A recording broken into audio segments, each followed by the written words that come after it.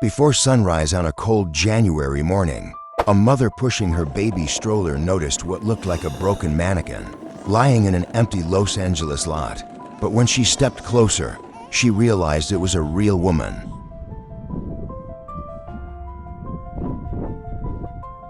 There was almost no blood at the scene. Her face had been carved from ear to ear in a horrifying smile. The victim was 22-year-old Elizabeth Short, and the world would soon know her by a name that still haunts history: the Black Dahlia. January 15, 1947. Los Angeles, a city built on dreams, fame, and illusion. But beneath the bright lights of Hollywood lurked something far darker.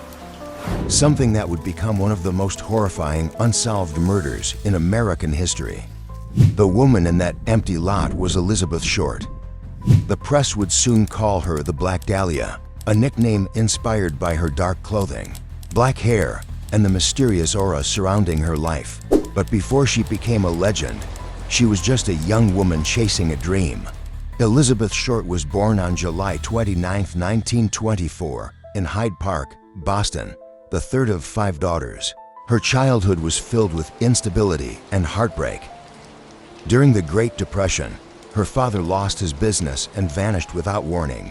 And a shocking twist, he staged his own suicide and abandoned the family completely.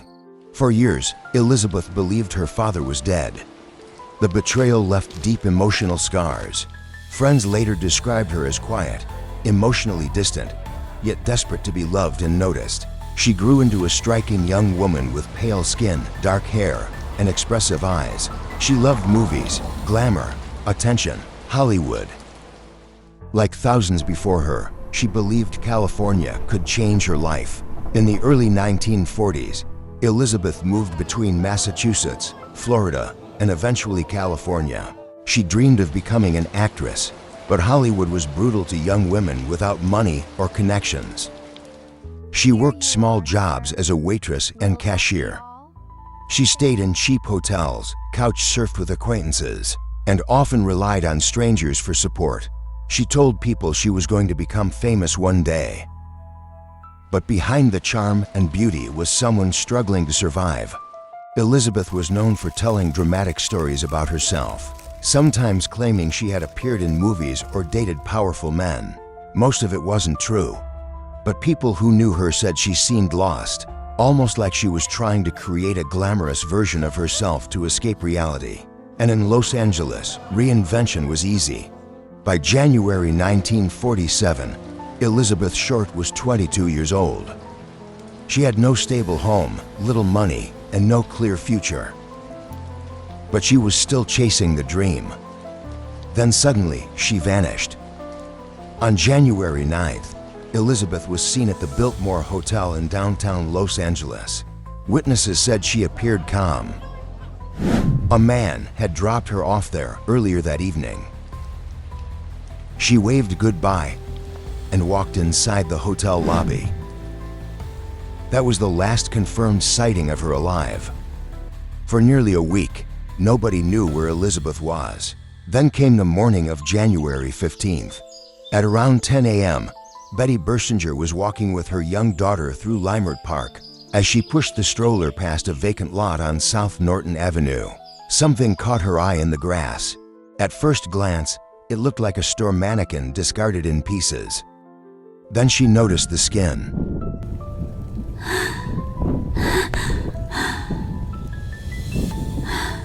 The body had been brutally mutilated and posed with disturbing precision. Her arms were stretched above her head. Her legs spread apart. Her mouth had been slashed from the corners toward her ears, creating a terrifying grin. Even more disturbing, there was almost no blood at the scene. Investigators quickly realized Elizabeth had been murdered somewhere else. Her body drained of blood, washed clean, and then deliberately displayed in the vacant lot. The killer wanted the body to be found. Los Angeles exploded into panic. Newspapers competed for every gruesome detail. Reporters swarmed the crime scene. Headlines screamed across the country. The murder was so shocking that it became national news almost overnight. The Black Dahlia! It's a murder! Get it on the front page now! She's the Dahlia! It's spreading everywhere! The whole city's gone mad! And it was the media that gave Elizabeth Short her infamous nickname, the Black Dahlia. The case quickly became one of the biggest investigations in LAPD history. More than 150 detectives were assigned to the murder. The FBI assisted. Thousands of tips flooded police stations. But almost immediately, the investigation turned chaotic. False confessions poured in from across America. Some people confessed simply for attention. Where were you that night? I told you I don't know. We have witnesses. Talk or you're done. Others were mentally unstable. Detectives chased endless leads that went nowhere. Another dead end. The photos match nothing. We keep looking until we find the truth. Then things got even stranger. A few days after the murder, someone mailed a package directly to the Los Angeles Examiner newspaper. What could be inside? These photographs, they look so familiar. Inside were Elizabeth's birth certificate, photographs, business cards, and other personal belongings. The sender had carefully cleaned the items with gasoline to remove fingerprints. Included was a chilling message signed, Black Dahlia Avenger. The killer was taunting the police and the media. Over the years, dozens of suspects emerged. Doctors, gangsters, actors, military men, even serial killers. But one name continues to haunt the case more than any other, Dr. George L. Hodel. Hodel was a wealthy Los Angeles physician with a disturbing reputation. He was intelligent, charismatic, and deeply connected to Hollywood's elite circles. But behind closed doors, allegations of abuse and disturbing behavior surrounded him. In 1949, police secretly wiretapped Hodel's home during another investigation. What they recorded would later shock true crime historians. At one point, Hodel allegedly said, "Suppos and I did kill the Black Dahlia. They couldn't prove it now." Even if I killed the Black Dahlia, they can't prove it now. Many believe those words were more than coincidence. Decades later, Hodel's own son, former LAPD detective Steve Hodel, became convinced his father was the killer. He spent years gathering evidence, analyzing photographs, and studying the original case files. Steve Hodel claimed his father had both the medical skill and psychological profile to commit the crime. But despite the theories, there has never been enough evidence to officially solve the case. And that is what makes the Black Dahlia murder so haunting. No arrests, no conviction, no justice. Just questions. Who was Elizabeth really with during her final days? The rain adds to the mystery, don't you think? It does. Everything feels more alive. Why was the murder so brutal and theatrical? Was the killer someone powerful?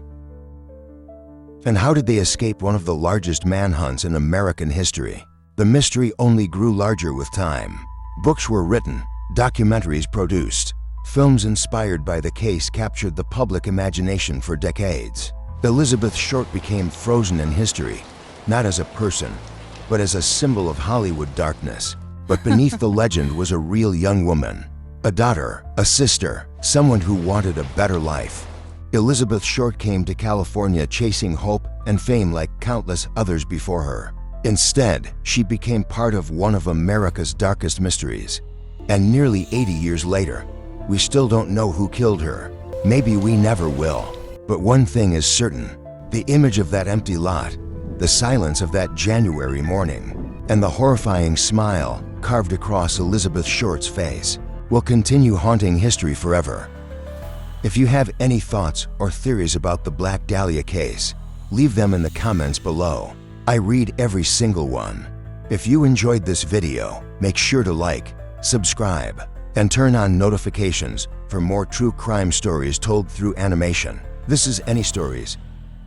Stay curious, and remember, some mysteries are never meant to be solved. Good night.